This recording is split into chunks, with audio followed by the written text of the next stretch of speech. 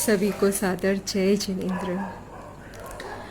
तो कल अपन ने कहानी में सुना था कि रानी केतुमती चीखते चिल्लाते अंजना के महल पर प्रवेश करती है। अंजना और बसंत उनकी इस तरह की आवाज़ सुन के थोड़ा सा डर जाते हैं। वो तो बिना अपराध के ही विनम्र भाव से क्षमा याचना भी करने लगते हैं ताकि सब शांति स्थिति आ जाए। पर अंजना की सास केतुमती तो कुछ अलग ही भाव लेकर पहुंची थी। जब अंजना उनके चरणों में झुकती है तो जोरदार पदाघात कर देती है। अंजना समझ ही नहीं पाती कि आखिर बात क्या है, और रानी केतुमती का निष्ठुर हृदय सत्य जानने का इच्छा लेकर तो आया ही नहीं था। वो तो निर्णय लेके पहुंचा था कि बस किसी तरह अंजना को महल से निकालना है, और सही भी है। जब हम क्रोध में होते हैं, विपरीत अभिप्राय हमारे अंदर हृदय में होता है, तब हम देवशास्त्र गुरु की बात को निषेध कर देते हैं, तो सामान्य जीवों की बात को हम आदरपूर्वक कैसे सुनते हैं। क्रोध जब आंखों पर भरा होता है तो सत्य सामने भी हो तो स्वीकार नहीं कर पाता है। तो कुछ ऐसी ही स्थिति थी।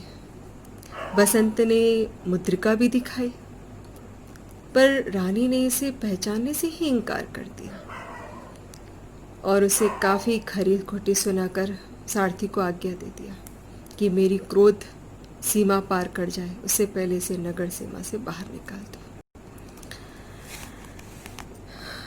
ऐसे समय में हमारी अंजना सती क्या विचार करती है? प्रतिकूल प्रसंग में समता भावपूर्वक वेदन किया जाए तो जीव को निर्माण की समीपता आ सकती है, समीपता का साधन है। व्यवहारिक प्रसंग तो नित्य ही प्रत्येक दिन नए नए रंग बिरंगे चित्र विचित्र दिखाते ही रहते हैं। संसार का स्वरूप ही ऐसा है। मात्र कल्पना से ही हम उसमें सुख और दुख मानते रहते हैं, और यही हमारी सबसे बड़ी भ्रांति है।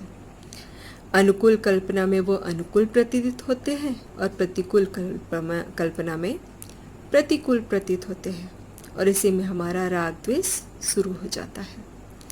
ज्ञाता स्वभाव के अनुकूल रहने वाले ये सारे व्यवहारिक प्रसंग न तो अनुकूल है ना तो प्रतिकूल है। वस्तु तो वस्तु है, न अनुकूल न प्रतिकूल।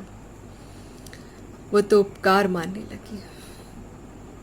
इनका दोष नहीं, उपकारी है जो हमारी कर्मों की नजरा में निमित्त बना। दोनों शांत भाव से रथ में बैठकर गुप्त मार्ग से निकल गए।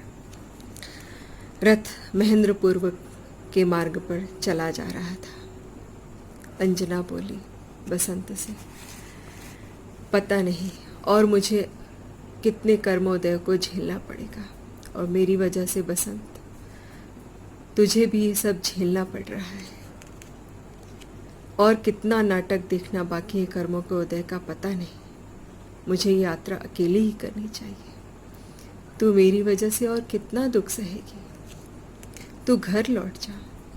तेरा प्रेम वात्सल्य और शुभेच्छा तो मेरे साथ है ही। तो बसंत कहती है, दीदी आप कैसी बातें कर रहे हो? जानती हूँ आपके जैसी सहनशीलता, आपके जैसे तत्व विचार तो मेरे हृदय में नहीं है, पर हाँ आपकी सहचरी बनने का मैं पूरा प्रयास करूँगी। इसे कहते हैं वात्सल्य। मैं सौभाग्यशाली समझूंगी अगर मुझे आपके साथ रहने का मौका मिलेगा। अंजना कहती है कि मैं अनाथ तुझे क्या दे सकूंगी सिवाय दुख और कष्ट के। इसलिए सोचती हूँ ज्ञान में सुख का विश्वास बढ़ाते हुए उसकी महिमा, उसमें अपनेपन के बल से मैं कर्मों के निर्जरा करूँ। बस एक अब अपना उद्देश्य है कि ज्ञान की आराधना, देवशास्त्र गुरु की आराधना कर अपने ज्ञायक के बल पर अपने कर्मों की निर्जरा करूँ। ऐसे विचार सुनकर बसंत सोचने लगती है, कैसी निष्प्रह है ये, जिसे बाहर की दुनिया की किसी आधार की जरूरत ही नहीं है। वास्तव में तो इसने अपने आत्मा को ही आधार बना लिया है। सारे जगत के लिए वो आधारभूत हो जाती है। इसके लिए मात्र अंतर जगत की ही रास्ता ही परम सत्य है। हर परिस्थिति का डट कर मुकाबला करने के लिए तैयार है, सच है। किसी के प्रति ना कोई शिकायत, ना कोई अपेक्षा इसके जीवन में शेष है ही नहीं। मात निष्प्रहता और निरपेक्षता में ही इनके दर्शन होते हैं। बसंत कहने लगी, महारानी केतुमती की निर्दयता देखकर जगत के प्रति क्या इतनी उदासीन हो जाओगी बहन कि अब माता पिता पर विश्वास नहीं कर पाओगे? क्या महेंद्रपुर के स्वामी हमें अपने यहाँ से जाने देंगे? वे तो अपनी बेटी को देखकर स्नेह से भर जाएंगे। तब अंजना क्या कहती है, यह जीव जहाँ जन्मा है, देह धारण किया है, वहाँ वह अभिमान करता है कि ये मेरा, ये मेरा, ये मेरा। बस इसी भ्रांति से अनादिकाल से भटक रहा है। अरे इस जीव को अनंत दुख होने पर भी, नरक निगोद में अनंत दुख सहने पर भी जागता नहीं है। अभी भी इसे दुख संसार अच्छा लग रहा है। यह दोस्त तो बसंत मेरे सास ससुर का भी नहीं है। दोस्त तो बस इतना है कि मैंने अपने स्वरूप की विराधना करी, अपने आप को भूलकर पर वस्तु में अपनापन करती रही, तो उसका फल तो मुझे भुगतना ही पड़ेगा। बस अब तो एक ही भावना है कि स्वरूप को चूक कर अपने पर्यायगत भावों से लक्ष्य मेरा ना जाए। बस एक स्वरूप में ही मैं अपने चित्त को लगाकर अपनी आराधना करूं।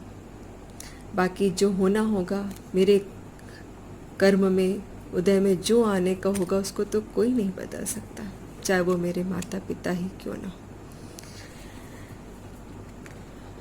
अब आगे क्या होता है जब वो अपने मायके पहुंचती है, ये अब हम अगली कथा में सुनेंगे। तब तक के सबको मेरा सादर जय जिनेंद्र।